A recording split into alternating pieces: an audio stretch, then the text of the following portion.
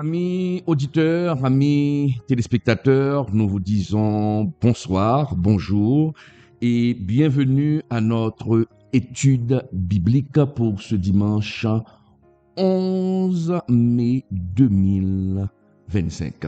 Ebenezer, jusqu'ici, l'Éternel nous a secourus.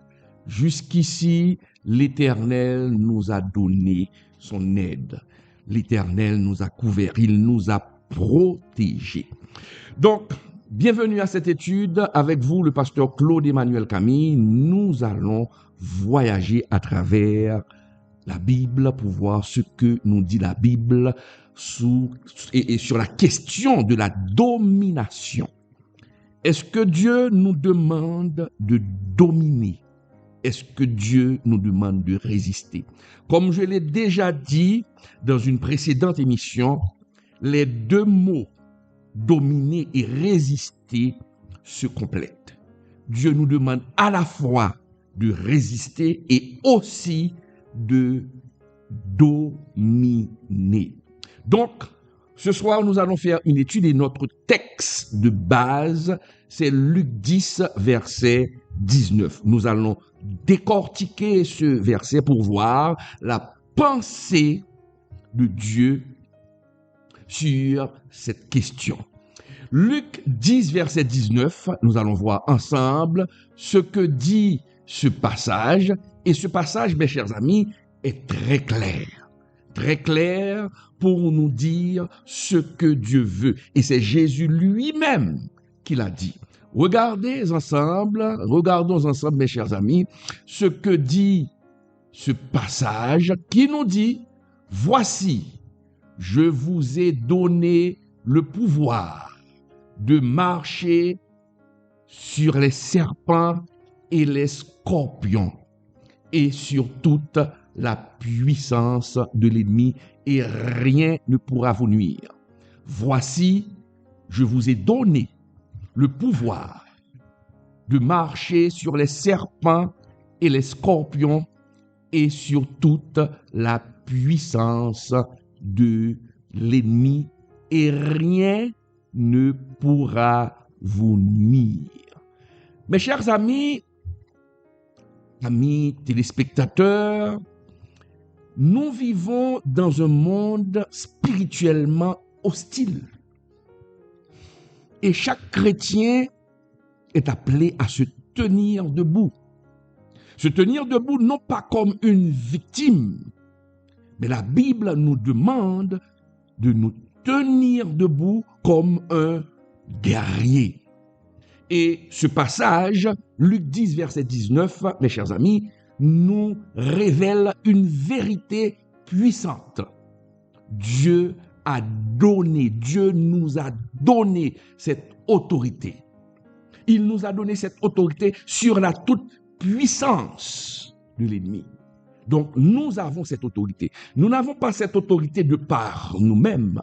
Nous ne pouvons rien faire de par nous-mêmes, mais par cette puissance déléguée par Dieu, nous avons le pouvoir de dominer les forces des ténèbres, mes chers amis. Cette autorité, mes chers amis, ce n'est pas une autorité, je dirais, symbolique, mais c'est une autorité réelle, une autorité vraiment réelle que le Seigneur nous donne.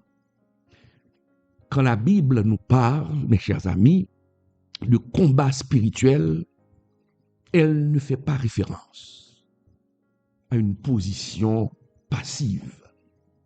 Quand la Bible nous parle de combat spirituel, elle parle d'une position offensive. Que veut dire le mot offensive? Offensive veut dire le chrétien doit attaquer. Le chrétien doit entrer dans le camp de l'ennemi pour renverser l'ennemi. Toutefois, mes chers amis, Dieu nous exhorte aussi à résister au diable. Mais mes chers amis, cela s'inscrit principalement dans le cadre de la lutte contre le péché. Nous devons résister au péché, mes chers amis. À travers cette étude, mes chers amis, nous allons voir comment Dieu nous donne l'autorité et comment il nous demande de résister, pourquoi il nous demande de résister et pourquoi aussi il nous demande de dominer. Dieu à la fois nous demande de résister et il nous demande aussi de dominer. C'est clair.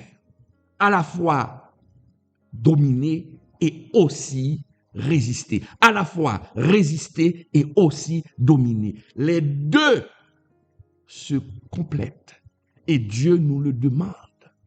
Dieu ne nous demande pas de dominer et de ne pas résister.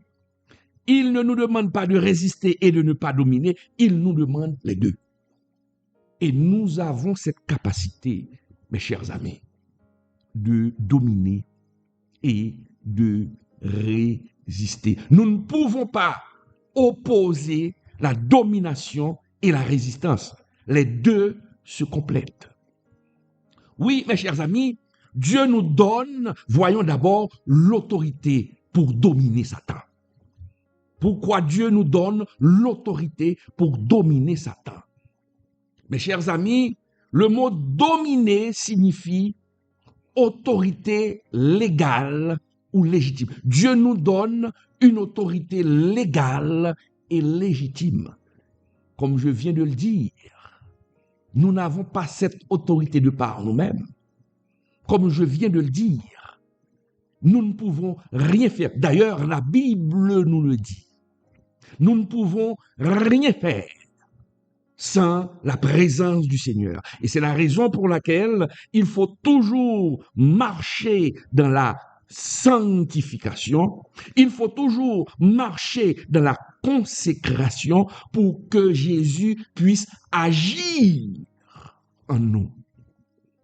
Et Dieu veut agir en nous. Mais pour cela, nous devons mener une vie qui n'est pas une vie de débauche, de mensonge, de tromperie, mais une vie consacrée et de sanctification. Ainsi, le Seigneur pourra agir avec pleine puissance dans notre vie. Mes chers amis, quand Jésus affirme que l'autorité qu'il nous donne, c'est une autorité légitime. C'est une autorité, mes chers amis, Jésus veut dire qu'il nous donne l'autorité qui couvre toute la puissance de l'ennemi. Donc, nous comprenons, avec cette autorité, aucun démon, aucune puissance satanique, mes chers amis, aucune puissance satanique n'est au-dessus du croyant, qui marche bien sûr dans la vérité, qui marche bien sûr dans la sanctification. Le croyant qui vit sous la domination du péché ne pourra jamais connaître cette puissance. Le croyant qui pense ne pas avoir l'autorité parce qu'il est dominé par le péché, je suis désolé, vous ne pourrez jamais avoir cette puissance. Et souvent, ce sont ces chrétiens qui ne peuvent pas avoir l'autorité parce qu'ils ne vivent pas. Ces chrétiens ne vivent pas dans la sanctification ou ne font pas l'effort de sortir sous la domination du péché. Ce sont ces chrétiens qui pensent que, écoutez, on ne peut pas dominer le diable. Normalement, vous ne pouvez pas dominer le diable puisque c'est le diable qui vous domine. C'est le diable qui vous domine. Dieu nous donne la possibilité de dominer le péché. Nous sommes des pécheurs, mais nous ne pouvons pas rester sous la domination du péché. Lorsqu'on reste sous la domination du péché, vous ne pourrez jamais avoir cette puissance de dominer le diable, de dominer le péché, parce que le péché vous domine. Lorsqu'on demeure sous la domination du péché, nous sommes vides Et souvent, nous cherchons une excuse pour justifier notre état constant dans le péché. Mais le chrétien qui connaît son autorité, qui fait l'effort, il est pécheur, mais qui fait l'effort de sortir sous la domination du péché. D'ailleurs, c'est la raison pour laquelle Jésus est mort sur la croix. Jésus est mort pour nous libérer de la domination du péché. Je fais toujours l'exemple, et je prends toujours l'exemple, je fais toujours la différence entre le péché et la domination du péché. Le chrétien est pécheur, je suis pécheur. Mais je ne suis pas sous la domination du péché. Que veut dire domination du péché? Domination du péché, c'est quand le chrétien vit dans le péché consciemment et cherche par tous les moyens à justifier son état de péché et même à défendre son état de péché et cherche même des versets dans la Bible pour défendre son état de péché. Son état constant de péché, ce que j'appelle la domination du péché. À ce moment, il défend. À ce moment, écoutez, nous ne pouvons pas dominer Satan, mais c'est normal que vous ne pouvez pas dominer Satan. Vous pataugez dans le péché. Mais le chrétien qui fait l'effort, qui se surveille, eh bien, Dieu va lui donner cette puissance. Cela ne veut pas dire que nous sommes des saints. Moi, je ne suis pas saint. Je suis un pécheur. Je peux tomber, ça arrive. Mais je ne peux pas constamment tomber. Quand on tombe constamment, finalement, c'est un choix. Donc, pour avoir cette autorité, nous devons sortir sous la domination du péché, mes chers amis. Et nous devons marcher dans l'obéissance. Voilà, nous devons marcher dans l'obéissance. Comme le dit la parole de Dieu, quand on marche dans l'obéissance, quand on obéit, quand nous menons une vie de sanctification, quand on n'est pas sous la domination du péché, le Seigneur nous donne de la force. Le Seigneur nous donne de son autorité. Ce soir, nous allons faire parler la Bible. Nous allons faire parler la Bible. Nous n'allons pas parler de par nous-mêmes. Nous n'allons pas vous donner, on ne va pas vous donner notre opinion, notre façon de voir. Mais nous allons vous transmettre la pensée du Seigneur. Nous allons vous transmettre ce que Dieu pense, ce que Dieu dit. Regardons, mes chers amis, dans Marc 16, 17. Marc 16, 17, mes chers amis. Jetons un coup d'œil dans Marc 16, 17, qui nous dit, Marc 16, 17, qui nous dit, mes chers amis, voici les miracles qui accompagneront ceux qui auront cru en mon nom. Ils chasseront les démons. Ils parleront de nouvelles langues. Donc, ceux qui ont cru, dès qu'on parle de croire, c'est aussi marcher dans l'obéissance, marcher dans la sanctification. Donc, ceux qui auront cru, donc, pourront chasser les démons, mes chers amis. Ceux qui auront cru auront la capacité de faire taire l'ennemi, mes chers amis. Mes chers amis, cette autorité que nous donne le Seigneur, c'est pas une autorité réservée aux apôtres, mais cette autorité est réservée et pour tous ceux et toutes celles qui croient en Dieu et qui marchent dans la sanctification, mes chers amis. Donc, nous comprenons, Dieu nous donne la puissance. Lorsqu'on est avec Christ, puisque Jésus nous dit, nous ne pouvons rien faire sans lui. Quand nous marchons avec Christ, il nous donne de son autorité. Il nous donne de son autorité. Il nous donne de sa force parce que nous avons Jésus en nous. Éphésiens 2, verset 6. Regardons ce soir. Nous faisons parler la Bible, mes chers amis. Éphésiens 2, verset 6, qui nous dit, mes chers amis, il nous a ressuscités ensemble et nous a fait asseoir ensemble dans les lieux célestes en Jésus-Christ. Il nous a ressuscités ensemble et nous a fait asseoir ensemble dans les lieux célestes, en Jésus-Christ, mes chers amis. Donc, il est clair, mes chers amis, le chrétien siège spirituellement avec Christ, au-dessus de toute domination. Au-dessus de toute domination, on peut lire ça aussi dans Éphésiens 1, verset 21. Au-dessus de toute domination. Donc Dieu, Jésus nous donne ce pouvoir. Quand il est mort sur la croix, il nous donne ce pouvoir de domination et de résistance. Nous allons venir sur la résistance. Mes chers amis, dès qu'on parle de combat spirituel, dès qu'on parle de combat, le combat, c'est une action offensive contre le diable. Le combat, c'est une action offensive contre le diable. Dans le combat, il faut attaquer. Dans le combat aussi, il faut se protéger. Ah oui, nous allons parler de la résistance, le fait de se protéger.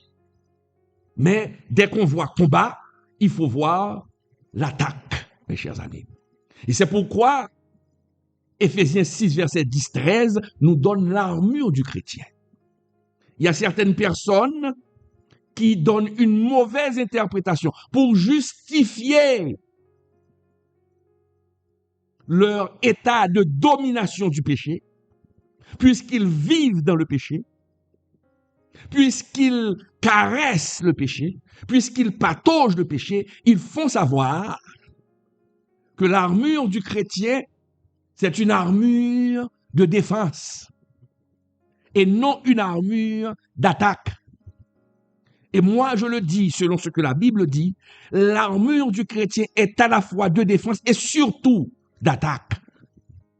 Lorsqu'on lit Éphésiens 6, versets 10-13, mes chers amis.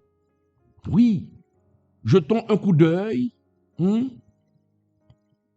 Éphésiens 6, regardons 12 et 13, mes chers amis. Qui nous dit, rapidement, jetons un coup d'œil, car nous n'avons pas à lutter contre la chair et le sang, mais contre les dominations, contre les autorités, contre les princes de ce monde de ténèbres, contre les esprits méchants dans les lieux célestes. C'est pourquoi prenez toutes les armes de Dieu afin de pouvoir résister dans le mauvais jour et tenir ferme après avoir tout surmonté. Car nous n'avons pas à lutter. On parle de lutte. Dans une lutte, mes chers amis, dans une lutte, il y a l'attaque, il y a la résistance. Dès qu'on parle de combat, il y a ces deux aspects-là. Il y a la résistance et il y a l'attaque. Dans un combat, dans une lutte, nous devons résister aux coups de l'ennemi, mais nous ne devons pas seulement résister, nous devons aussi attaquer pour mettre l'ennemi KO. Oui. Pour mettre l'ennemi KO. L'image, lorsque la Bible nous montre l'image militaire, cela nous montre, cela nous donne une explication claire que le chrétien doit attaquer. Quand on a l'armure du chrétien, quand on a l'image, quand la Bible nous montre l'image militaire, cela veut dire que un militaire non seulement doit résister, mais surtout doit attaquer pour vaincre l'ennemi. Pour vaincre l'ennemi. La résistance nous permet de faire fuir l'ennemi, mais l'attaque nous permet de l'anéantir. Bien sûr, il y a certains pour justifier toujours leur état de péché. Oh, nous ne pouvons pas détruire complètement l'ennemi. Oui, nous ne pouvons pas détruire, mais durant notre vie, nous devons avoir la domination sur le diable. Et c'est pourquoi la Bible nous dit, vous serez toujours persécutés. Mais nous pouvons aussi vaincre le diable. Lorsque Jésus nous donne le pouvoir de chasser les démons, avec quoi nous chassons les démons? Avec l'attaque ou la défense? Avec l'attaque. Lorsqu'on dit « Au nom de Jésus, je te demande de quitter ce corps », c'est quoi ça? C'est l'attaque. C'est l'attaque. Nous devons dominer. C'est cette domination. Lorsque nous chassons les démons, nous ne chassons pas les démons en notre nom. Nous ne pouvons rien faire de par nous-mêmes, mais c'est le nom de Jésus qui nous donne la puissance d'attaquer, de chasser les démons, de chasser les démons. Donc, c'est ça. Le militaire doit attaquer, le militaire doit être prêt à combattre, mes chers amis. Regardons les armes comme l'épée de l'esprit. L'épée de l'esprit, mes chers amis, c'est la parole de Dieu. L'épée de l'esprit, c'est la parole de Dieu. C'est une arme offensive. Au nom de Jésus. Regardez ce que Jésus a dit. Voici, je vous ai donné le pouvoir de marcher sur les serpents et les scorpions et sur toute la puissance de l'ennemi, et rien ne pourra vous nuire. Rien ne pourra vous nuire. Qui veut dire, nous avons le devoir d'attaquer, car Jésus nous donne l'arme de sa parole pour pouvoir attaquer. Tenez ferme, mes chers amis. Tenez ferme. Cela veut dire, mes chers amis, nous devons garder notre territoire. Nous ne devons pas reculer. Nous ne devons pas reculer. Nous ne devons pas avoir peur du diable. Nous devrons attaquer, car le sang de Jésus versé sur le bois du calvaire nous donne cette autorité. Une autorité qui nous permet de renverser les forteresses du diable. Cette autorité, cette puissance qui nous donne de contrôler les stratégies, de connaître à l'avance les stratégies de l'ennemi. Comment pouvons-nous connaître à l'avance les stratégies de l'ennemi quand nous avons une relation constante et saine avec le Seigneur Jésus-Christ? Quand nous avons cette relation,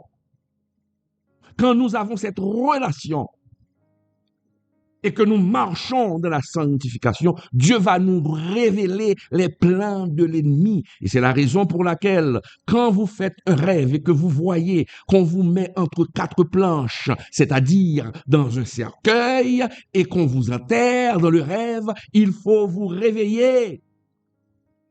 Dès que vous vous réveillez, il faut prononcer et dire au nom de Jésus, ce rêve, je le détruis. Ce rêve, je le détruis. Au nom de Jésus. Des fois, lorsque nous nous réveillons la nuit avec des sueurs froides parce que l'ennemi nous a attaqués, nous ne devons pas rester figés dans notre lit, avoir peur. Non, nous devons nous réveiller, nous mettre debout sur nos pieds et commencer à proclamer la parole de Dieu, commencer à attaquer le diable de sa forteresse. Vous rêvez que le diable est en train de tuer, d'enterrer vos enfants. Oh, durant la nuit, vous devez vous réveiller et dire au nom de Jésus, je détruis ce rêve. Que le feu qui est tombé sur les 450 prophètes de Baal tombe en ce moment sur les démons qui veulent détruire la vie de mes enfants, sur les démons qui veulent détruire mon foyer, sur les démons qui veulent détruire ma femme, sur les démons qui veulent détruire mon mari. Il faut nous réveiller et attaquer. La puissance de la parole. Nous pouvons renverser les forteresses du diable, renverser les raisonnements du diable, renverser les pièges du diable. Et c'est ce que nous dit la parole de Dieu dans 2 Corinthiens 10, 3, 5. Regardons ensemble. 2 Corinthiens 10, 3, 5. De préférence 2 Corinthiens 10, 4, 5, pardon.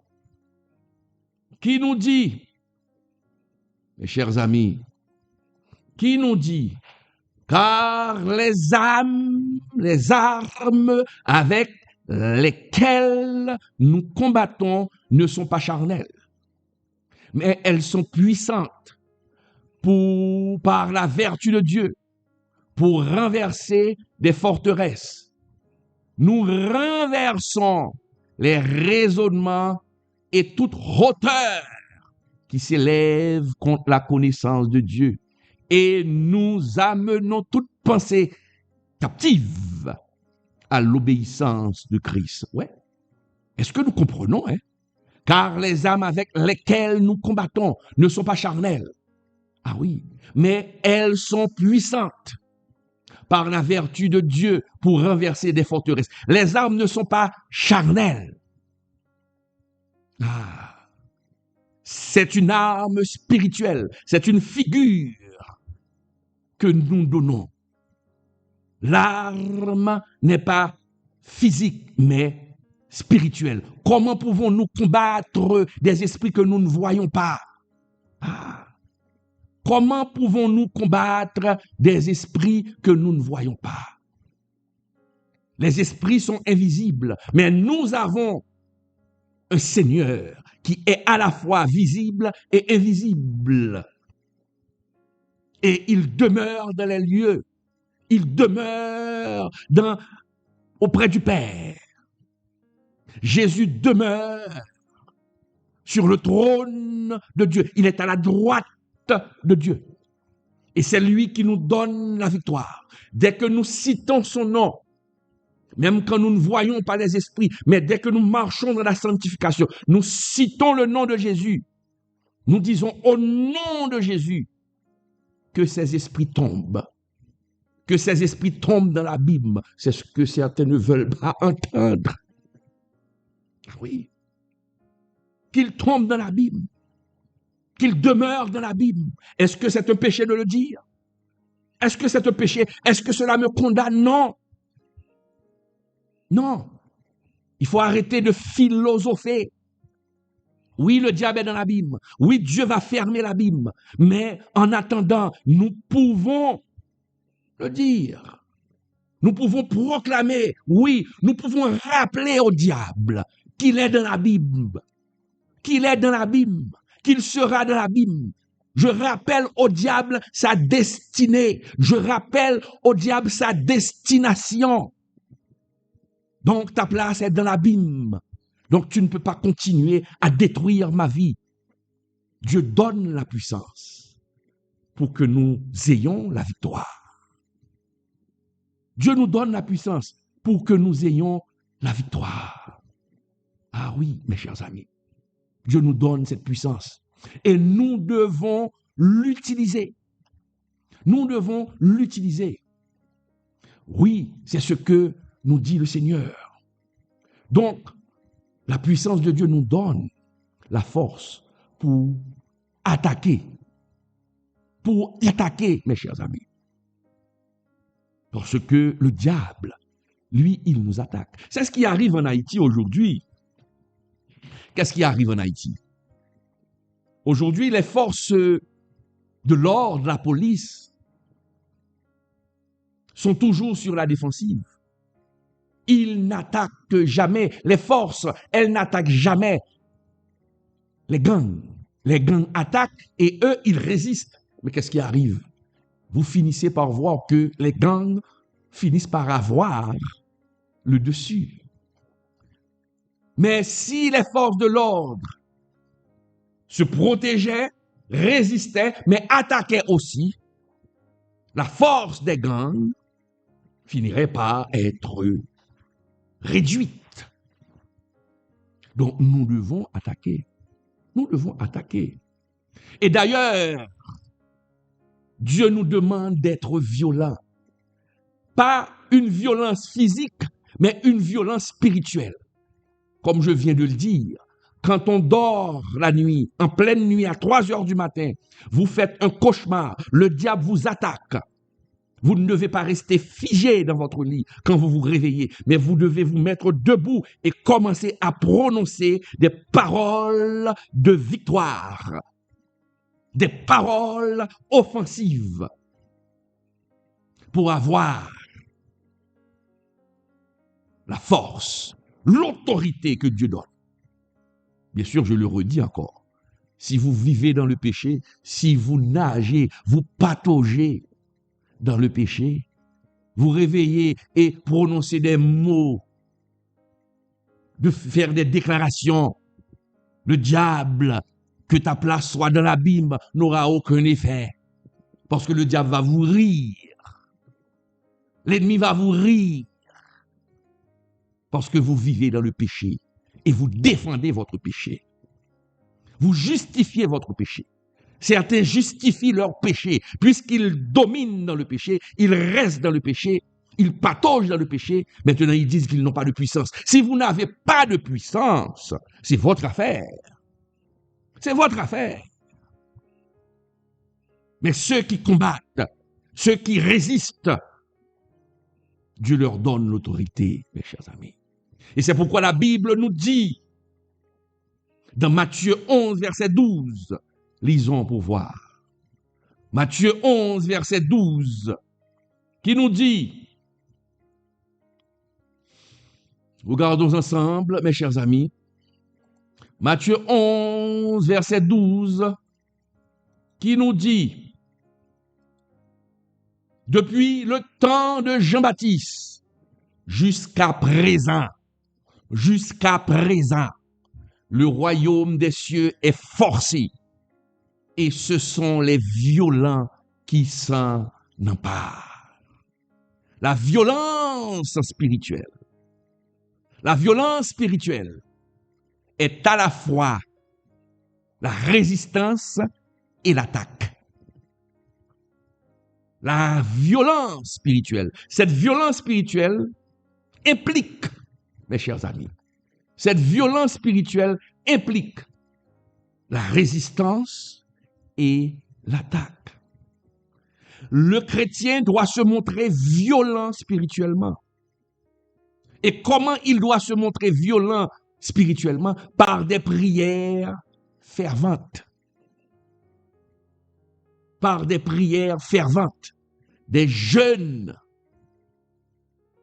des proclamations de la parole. Des proclamations de la parole.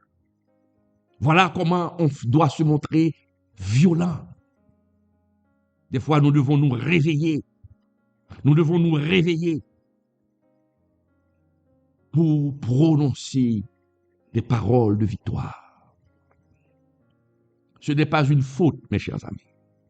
Ce n'est pas un péché. Oui. Dieu nous donne l'autorité. Mais le problème qu'il y a avec cette autorité, pour avoir cette autorité pleinement, pour jouir de cette autorité pleinement, nous devons sortir sur la domination du péché. Nous devons sortir sur la domination du péché. Mais si vous restez dans le péché, vous n'aurez jamais cette puissance. Et certains chercheront toujours à justifier leur état, disant que nous ne pouvons pas dominer le diable. Ah oui. Comprenez, le diable c'est quoi? Le diable symbolise le mal. Le diable symbolise le péché. Donc puisque je ne peux pas dominer le diable va me dominer. Pourquoi le diable me domine? Parce que ces gens-là sont sous la domination du péché. Des chrétiens qui montent du haut de la chair, qui prêchent la parole de Dieu et qui couchent des jeunes filles dans l'église. Eh bien écoutez, vous ne pouvez pas dominer le diable. Des pasteurs qui sont à la fois sur la chair de l'Église, qui parlent de Jésus, et pourtant, qui sont des francs-maçons. Or, dans la franc-maçonnerie, qu'est-ce qui se passe? Quand on est dans l'auge, il est interdit de citer le nom de Jésus. Comment être pasteur, comment être un homme de Dieu et accepter de faire un serment de ne pas citer le nom de Jésus quand on est dans l'auge? On peut citer le nom de Jésus quand on est à l'église, mais dans l'auge, avec les frères, nous ne devons pas citer le nom de Jésus. On accepte ça. Ce sont ces pasteurs-là, malheureusement, qui vivent sous la domination du péché et qui encouragent à ce que le chrétien reste passif dans le combat spirituel. Et moi, je le dis, et la Bible dit, nous devons être à la fois des chrétiens qui font la résistance, mais qui attaquent aussi. Mais le péché, vivre sous la domination du péché, nous empêche de remporter les combats spirituels. Vous serez toujours faible. Vous serez toujours faible. Vous serez toujours faible. La Bible nous demande d'être violents. Violents aussi face au péché. Il faut dire non, je ne peux pas continuer ainsi. Je ne peux pas vivre dans cet état-là. Certains n'écouteront pas cette étude parce que cela blesse leur âme. Cela met à nu leur situation. Mais à nu. Nous devons faire l'effort. Nous devons faire l'effort. Et ce sont ces mêmes chrétiens-là, des fois, qui, au lieu de faire l'effort de marcher dans la sanctification, baignent dans le péché et pensent qu'ils sont sauvés et sauvés pour toujours. Et sont sauvés pour toujours. On ne se moque pas de Dieu. Ce que l'homme aura semé, il le récoltera. Donc nous voyons, mes chers amis, que le chrétien doit être violent. Et nous voyons, selon les Saintes Écritures, que nous devons attaquer. Et je le répète, je ne cesserai de le répéter ici dans cette étude, que la domination et la résistance se complètent. Dieu nous demande à la fois d'être résistant, de résister, mais aussi d'attaquer. D'attaquer. On ne peut pas prendre l'un et laisser l'autre. Les deux sont nécessaires pour le combat spirituel, la résistance et l'attaque. Maintenant, voyons ce que veut dire résister au diable. Nous venons de voir ce que veut dire l'attaque, la domination. Nous devons marcher sur la tête de Satan. Nous devons dominer le diable pour que le diable ne nous domine pas, pour que le péché ne nous domine pas. Pour que le péché ne nous domine pas. Que veut dire résister au diable? Résister au diable, c'est surtout résister contre le péché. C'est surtout résister contre le péché, mes chers amis. Jacques 4, verset 7. Jacques 4, verset 7. Jacques 4, verset 7. Regardons ensemble. Jacques 4, verset 7. Qui nous dit, mes chers amis, soumettez-vous donc à Dieu, résistez au diable et il fuira loin de vous. Résistez au diable et il fuira loin de vous, mes chers amis. Donc, quand on parle ici, mes chers amis, de résistance, la résistance implique le refus de la tentation. Implique le refus de la tentation. On doit se soumettre à Dieu. On ne doit pas laisser le péché nous diriger. Les jeunes filles, par exemple, qui se trouvent à l'église et qui prennent un plaisir malin dans la fornication. Ah. Mais écoutez, vous ne résistez pas au diable. Ah non, vous n'êtes pas encore marié et vous couchez avec des partenaires. Non. Attention, à ce moment, vous ne pouvez pas résister. Non seulement vous ne pouvez pas résister, mais vous ne pouvez pas dominer. Ah oui, parce que le fait de résister, c'est surtout résister au péché. Samedi soir, vous êtes dans un hôtel avec un homme et dimanche matin, on est dans la chorale en train de chanter, mais vous ne résistez pas. Mais si vous ne résistez pas, vous ne pouvez pas dominer aussi. Les pasteurs, certains dirigeants qui couchent des jeunes filles, qui ont des maîtresses, mais vous ne pouvez pas. Vous ne pouvez pas dominer. Bon, vous ne pouvez même pas résister. Pour résister, c'est la résistance qui nous donne le pouvoir de dominer. C'est la résistance au péché qui nous donne le pouvoir de dominer. Mais si vous ne pouvez pas résister, comment pourriez-vous dominer? Vous êtes en train de vous mentir. Donc, lorsque la parole de Dieu nous dit, soumettez-vous donc à Dieu, résistez au diable et il fuira l'un de vous. Résistez au péché. Résistez à ses attaques. Bon, vous ne pouvez même pas résister à ses attaques. Lorsqu'il attaque, vous êtes dépourvu. Vous êtes à nu. Comment voudriez-vous dominer puisque vous ne pouvez même pas résister? Ah. Laissez-moi vous dire, ce n'est pas un combat direct contre les démons lorsqu'on résiste, mais un combat contre le péché. La résistance, c'est un combat contre la désobéissance. Le diable vous pousse à faire ça. Ah non, non, non, non, non, non, je résiste. Je ne peux pas le faire. Le jeune homme vous invite à aller dans un hôtel avec lui pour coucher avec lui. Non, non, non, non, non, je suis chrétienne, je ne peux pas le faire. La jeune fille, sous l'emprise de l'esprit de Jézabel, vous invite à coucher avec lui. Jeune homme, vous devez dire non, non, non, non, non, non, je ne dois pas le faire parce que j'obéis à la parole de Dieu. Vous résistez. Vous résistez. Mais vous ne pouvez même pas résister au péché. Et vous pensez pouvoir dominer. Non, on ne peut pas dominer. La résistance, c'est ça, la résistance au mal.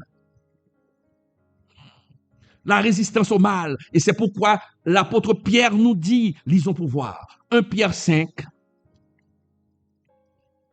lisons pour voir, 1 Pierre 5, versets 8 et 9. 1 Pierre 5, versets 8 et 9.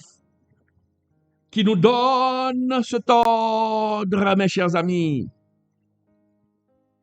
Soyez sobres, veillez, votre adversaire le diable rôde comme un lion rugissant, cherchant qui il dévorera.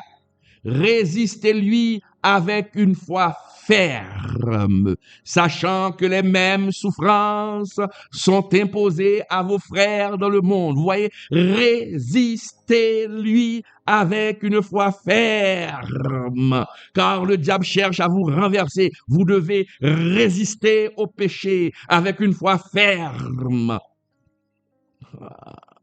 Résister, vous voyez encore le verbe résister. Dieu nous demande de résister face au péché. Dieu nous demande de résister au mal.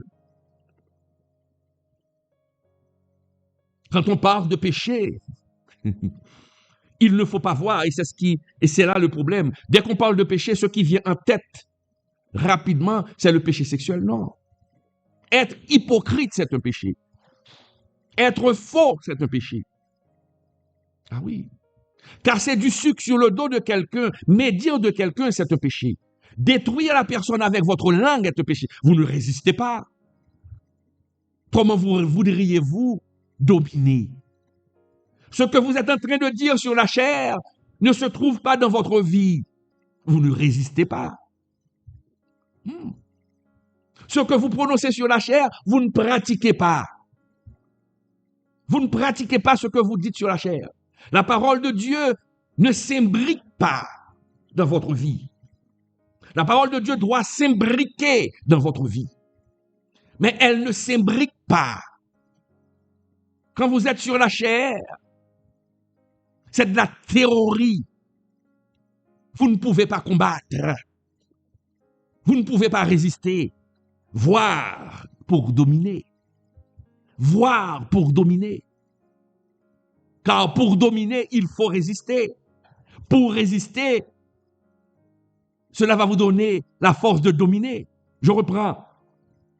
Quand on domine, on résiste. Celui qui domine, c'est celui qui résiste. Mais celui qui ne peut pas résister ne peut pas dominer. On ne peut pas séparer les deux. C'est ce que je me tue à faire comprendre. On ne peut pas séparer les deux. Et c'est la raison pour laquelle le Seigneur nous demande de résister, car la résistance donne la domination. C'est pourquoi Dieu met l'accent sur le fait de résister. Soyez sobre, veillez, votre adversaire, le diable, rôde. Et puis la parole nous dit, résistez-lui. Regardons encore, résistez-lui.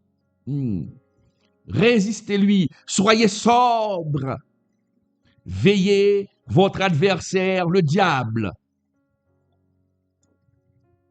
rôde comme un lion rugissant, cherchant qui il dévorera. Résistez-lui avec une foi ferme, sachant que les mêmes souffrances sont imposées à vos frères dans le monde. Nous devons avoir cette capacité, mes chers amis, cette grande capacité de résister. Nous voyons ce qu'implique l'implication du mot résister. Ce que veut dire le mot résister. La résistance, c'est la résistance qui nous donne la force de dominer. C'est pourquoi je me rappelle, il y a un homme qui, dans une église, et la dame était possédée par un démon. Et c'est arrivé, c'est biblique aussi ce que je vais dire. La dame est possédée par un démon. Et le frère est venu pour chasser le démon. Et à chaque fois qu'il disait, au nom de Jésus, je te demande de sortir, le démon lui disait, mais tu ne peux pas me chasser. Tu ne peux pas me chasser. Tu n'as pas l'autorité pour me chasser, car tu vis dans le péché. Hier soir, tu étais avec une dame qui n'était pas votre femme. Le démon l'a avili. Le démon l'a avili. Pourquoi?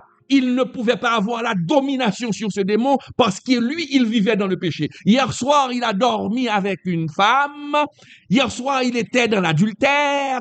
Et le dimanche, il est venu pour chasser un démon. Cet homme vous dira que nous ne pouvons pas dominer. Normalement, il va nous dire que nous ne pouvons pas dominer le diable parce qu'il vit dans le péché. Il faut faire très attention à tous ceux et toutes celles qui vous disent que nous ne pouvons pas dominer le diable. C'est parce qu'ils vivent sous la domination du péché. Mais ceux qui font l'effort de dire non au péché, de résister au péché, ceux-là peuvent dominer le diable. Résistance veut dire ne pas céder aux ruses. Résistance veut dire ne pas céder au mensonge. Résistance veut dire, ne pas céder à la séduction du péché. C'est ce que veut dire résistance. Ne pas céder à la séduction du péché. Et mes chers amis, la Bible est remplie de personnages, mes chers amis, qui ont combattu le diable. Qui ont à la fois résisté et dominé. À la fois résisté et dominé. Le monde est sous la puissance du malin, bien sûr. Le sort du diable est déjà jeté. Le combat qui se fait, je le répète, pour ceux qui ont une mauvaise compréhension de la parole de Dieu, le combat, c'est pas un combat entre Dieu et le diable. Non, le diable n'est pas en train de combattre Dieu, mais écoutez, la créature ne peut pas combattre le Créateur, car il est déjà condamné. L'enjeu, c'est nous autres humains. L'enjeu, c'est nous. Car le diable s'est juré d'amener avec lui dans l'abîme beaucoup d'hommes. Car il sait déjà qu'il est dans l'abîme. La porte n'est pas encore scellée, mais il sait déjà qu'il est dans l'abîme. Il est déjà condamné. C'est pourquoi lorsque nous prions, nous devons rappeler au diable sa place. C'est dans l'abîme que tu es. Tu es déjà condamné. Bon, je te mets déjà dans l'abîme. À l'avant, je t'envoie à l'abîme. Et ça, c'est un péché. Ta destination finale, c'est l'abîme. Donc, je t'envoie dans l'abîme, là où Dieu t'envoie. Il y a des personnages qui ont combattu les forces du mal dans la Bible. Des personnages bibliques. Le premier personnage, mes chers amis, c'est Jésus dans le désert. Jésus a combattu le diable avec quoi? Avec la parole. Il a combattu le diable avec la parole sans jamais céder à la tentation. Jésus a résisté et il a attaqué. Jésus a résisté et il a attaqué. Jésus a résisté et il a attaqué. Et il a attaqué avec quoi? Avec la parole. Nous pouvons prendre des paroles de la Bible et les utiliser contre le diable. De même, nous pouvons prier Dieu avec ses propres paroles. Seigneur, tu nous as dit. Ah oui. Car je connais les projets que j'ai formés sur vous. Seigneur, tu as dit, car je connais les projets que j'ai formés sur vous. Oh, projet de paix et de bonheur. Mais Seigneur, aujourd'hui, je vis dans une situation difficile. Je ne connais pas le bonheur. Mais sur ta parole, Seigneur dit, Seigneur Dieu, tu as dit, car tu connais les projets que tu as formés sur moi. Oh Seigneur, agis en ma faveur. On prie avec les paroles de Dieu. De même qu'on prie avec les paroles de Dieu, on met la parole de Dieu devant Dieu pour pousser Dieu à agir pour nous. De même, nous pouvons utiliser la parole de Dieu pour attaquer le diable.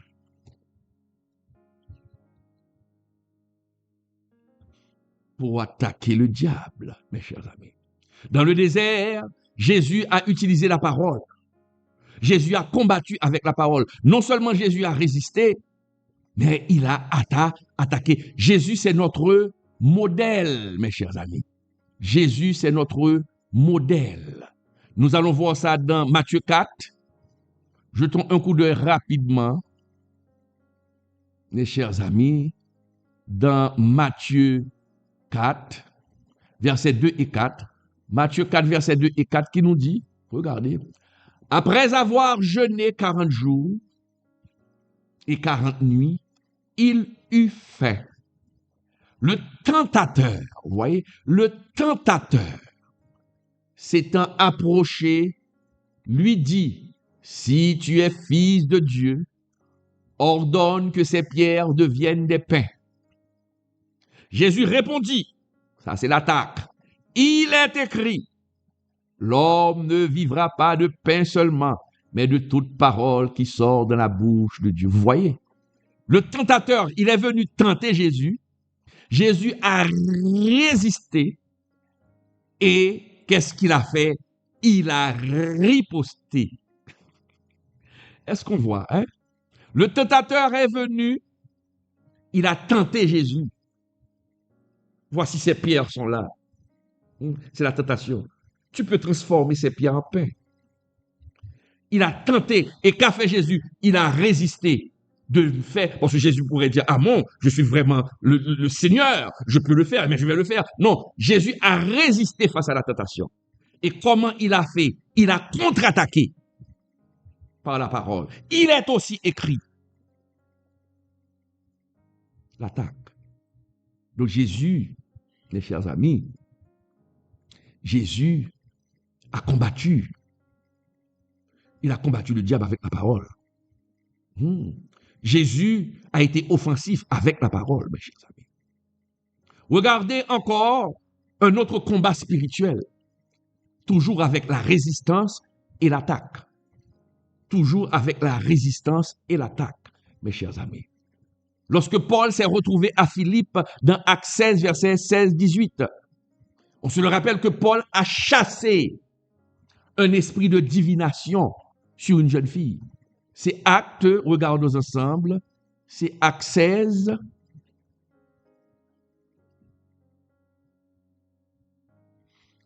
Regardons ensemble, nous vous rappelons que vous suivez l'étude biblique avec le pasteur Claude et Manuel Camille, mes chers amis. Donc, Actes 16, verset 18, ce que nous dit la parole, regardez. Elle fit cela pendant plusieurs jours.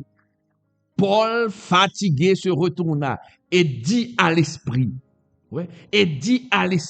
je t'ordonne au nom de Jésus-Christ de sortir d'elle. Et il sortit à l'heure même. Paul a dit, je t'ordonne, c'est quoi? C'est une attaque. Je t'ordonne de sortir, de sortir d'elle. C'est une attaque, mes chers amis, c'est une attaque. Paul a attaqué. Paul a attaqué, mes chers amis. Je t'ordonne de sortir. Pourquoi Paul a pu attaquer? C'est parce que Paul est un homme qui a résisté.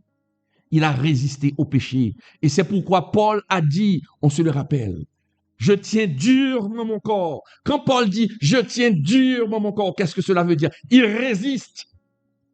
Il résiste. Il résiste. Donc vouloir séparer la résistance de la domination, c'est inacceptable. Et ce n'est pas biblique.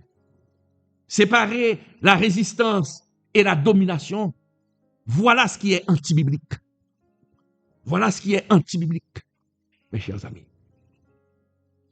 Il faut exercer l'autorité spirituelle. Et pour exercer l'autorité spirituelle, il faut à la fois être un résistant et à la fois être un attaquant. Paul a chassé l'esprit de divinité. Il a exercé l'autorité spirituelle au nom de Jésus. Nous avons un autre exemple de combat spirituel, mes chers amis. Moïse et Pharaon.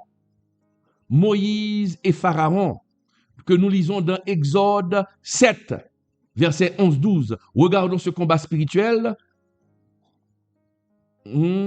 Exode 7, verset 11-12, qui nous dit,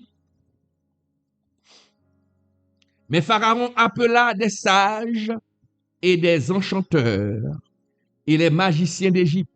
Eux aussi en firent autant par leur enchantement. Ils jetèrent tous leurs verges et elles devinrent des serpents. Et la verge d'Aaron engloutit leurs verges. Mes chers amis, ici c'est un affrontement physique et à la fois politique. Mais Moïse, en réalité, combattait les puissances occultes derrière Pharaon. Moïse combattait les puissances occultes. Qu'est-ce qui avait permis aux magiciens de Pharaon de transformer leur bâton en serpent aussi? C'était les forces occultes, les forces diaboliques, les démons qui animaient ces magiciens-là. Donc c'était d'abord un combat spirituel. Moïse a attaqué les démons. Il a attaqué les démons, mes chers amis, qui se trouvaient derrière Pharaon et derrière ses magiciens, avec les signes et la puissance de Dieu. Quand les bâtons de Pharaon se sont transformés en serpents, le bâton de Moïse, qui était également transformé en serpent, a avalé les 3 serpents de Pharaon, la toute-puissance. Le diable est puissant, mais Dieu est tout-puissant. L'attaque, il faut attaquer. David et Goliath dans 1 Samuel 17. C'était à la fois pourquoi David a eu cette victoire. Parce que David résistait au péché. Et quand il s'est présenté devant Goliath, il a mis de côté la résistance. Et c'est cette résistance au péché qui a permis à David d'attaquer Goliath et de tuer Goliath. 1 Samuel, disons, 1 Samuel 17, verset 45, regarde ce que dit la parole de Dieu. David dit aux Philistins, tu marches contre moi avec l'épée, la lance et le javelot. Et moi, je marche contre toi au nom de l'Éternel des armées, du Dieu de l'armée d'Israël que tu as insulté, du Dieu de l'armée d'Israël que tu as insulté. 1 Samuel 17, verset 45. Je marche contre toi au nom de l'Éternel. Il a attaqué. David n'a pu rien faire de par lui-même. David n'a pu rien faire de par lui-même, mes chers amis. Mais David a eu sa victoire, a obtenu sa victoire par la force de Dieu qui était en lui, mes chers amis. Goliath est une image prophétique des géants spirituels. C'est une image prophétique des géants spirituels. David n'a pas fui, mais David a attaqué. Mais qu'est-ce qui a donné la force à David d'attaquer? C'est parce que il avait résisté et il marchait dans l'obéissance. Nous ne pouvons remporter aucune victoire si nous ne marchons pas dans l'obéissance de la parole de Dieu. Un autre combat spirituel, mes chers amis, c'est celle d'Élie contre les prophètes de Baal. D'Élie contre les prophètes de Baal. Élie n'a pas débattu, il a confronté, il a attaqué. Parce que Élie menait, déjà une vie de résistance. Une vie de résistance au péché. Il confronte et détruit l'influence démoniaque par le feu du ciel, mes chers amis. Lisons pour voir 1 Roi 18, verset 36-37. 1 Roi 18, verset 36-37. 1 Roi 18, verset 36-37, qui nous dit, au moment de la présentation de l'offrande, Élie, le prophète, s'avança et dit, Éternel Dieu d'Abraham, d'Isaac et de Jacob, que l'on sache aujourd'hui que tu es Dieu en Israël, que je suis ton serviteur et que j'ai fait toutes ces choses par ta parole. Réponds-moi, Éternel, réponds-moi, afin que ce peuple reconnaisse que c'est toi, Éternel, qui est Dieu, et que c'est toi qui ramènes leur cœur. Mes chers amis, ici, le prophète Élie, il a attaqué. Il a attaqué. Il y a d'autres exemples dans la Bible. Le temps nous fait défaut. On ne pourra pas tous les citer. Mais la Bible, la parole de Dieu nous demande de résister. De résister au péché. Quand on résiste au péché, on aura le pouvoir de lutter, de dominer le diable. On ne peut pas dominer celui qui domine le monde si nous ne résistons pas à ses attaques, si nous ne résistons pas à ses tentations. Nous ne pouvons pas éliminer les tentations. De même que nous ne pouvons pas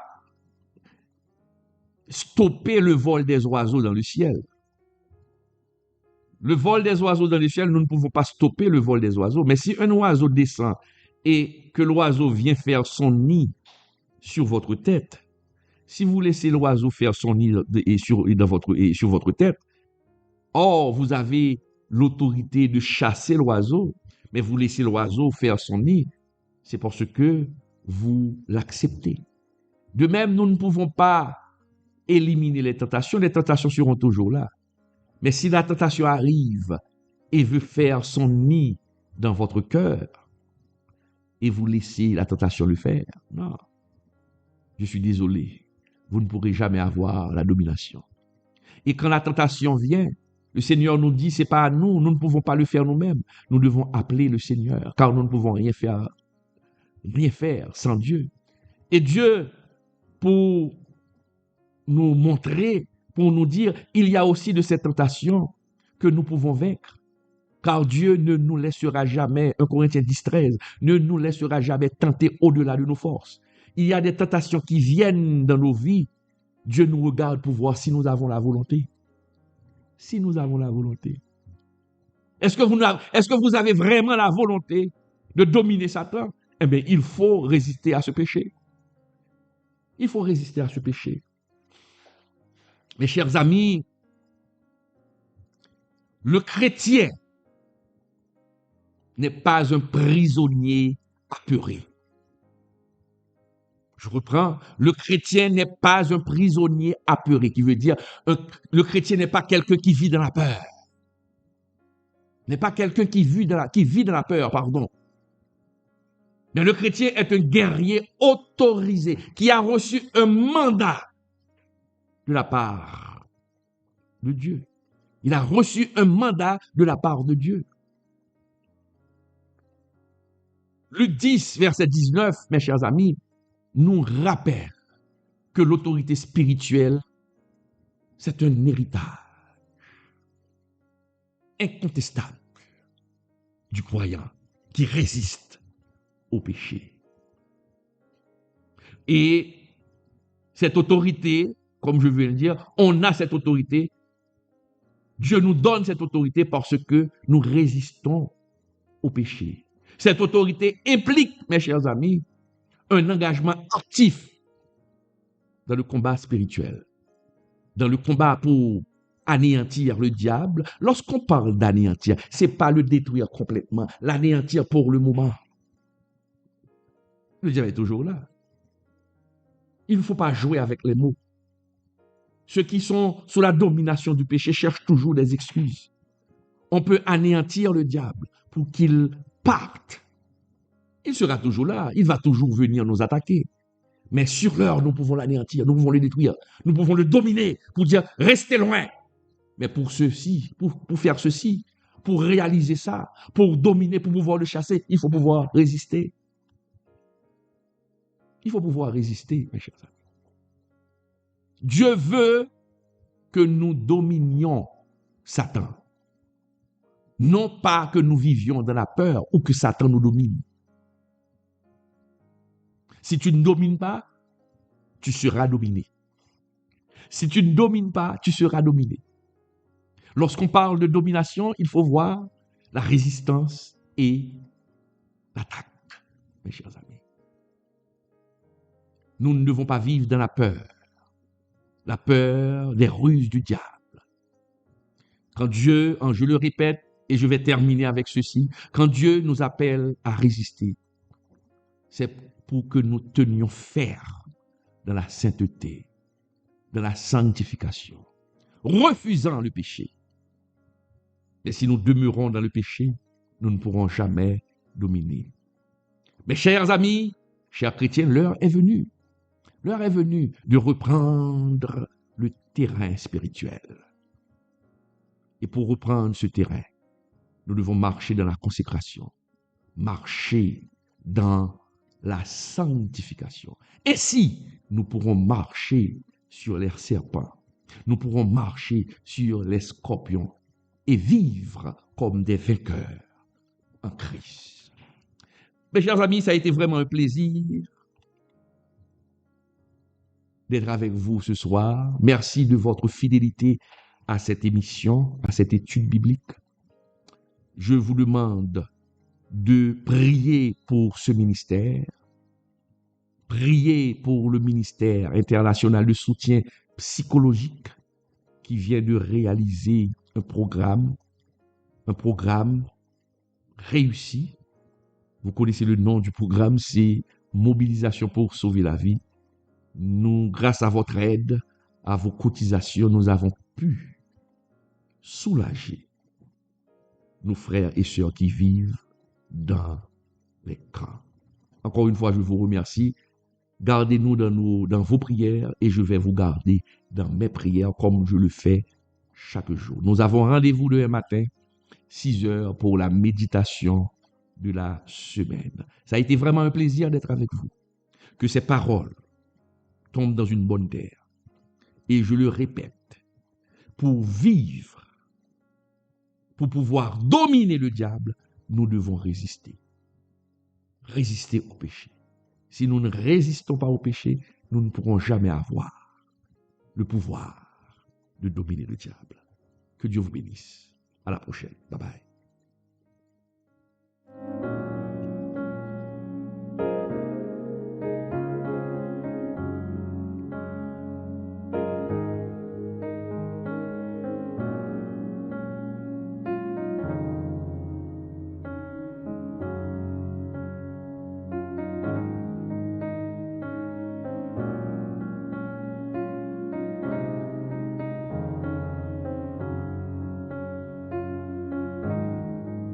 Depuis 2012, le pasteur Claude Emmanuel Camille proclame l'Évangile sur le net, apportant le message de Jésus-Christ à travers le monde. Aujourd'hui, vous pouvez jouer un rôle dans ce ministère en contribuant financièrement. Dans 1 Corinthiens 9, le verset 14, l'apôtre Paul nous rappelle que le Seigneur a ordonné à ceux qui annoncent l'Évangile de vivre de l'Évangile. En soutenant ce ministère, vous devenez un partenaire dans l'œuvre de Dieu. Pour vos contributions, vous pouvez utiliser le Zelle au numéro 772 256 79 11. Pour Moncash et TapTapSend au 509 37 80 28 68. Pour d'autres moyens, contactez personnellement le pasteur Claude Emmanuel Camille sur WhatsApp au 509 42 43 85 58 pour continuer à partager la vérité de Jésus-Christ et toucher encore plus de vies. Votre soutien est précieux. Ensemble, prêchons l'Évangile sans compromis.